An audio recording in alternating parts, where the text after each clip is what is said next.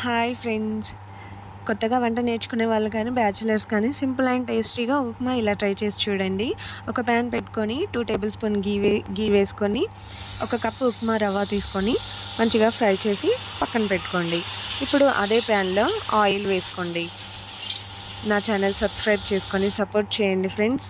Oil heat అయిన తర్వాత జీలకర్ర, ఆవాలు, పల్లీలు, జీడిపప్పు, ఆనియన్, పచ్చిమిర్చి, క్యారెట్, కరివేపాకు, అలాగే పచ్చి బఠానీ, కొద్దిగా సాల్ట్ వేసి ఫ్రై చేసుకోండి. మంచిగా ఫ్రై అయిన తర్వాత ఒక కప్పు ఉప్మా రవ్వకి 3 కప్స్ వాటర్ వేసుకొని కొద్దిగా సాల్ట్ వేసుకొని క్యాప్ పెట్టుకోండి.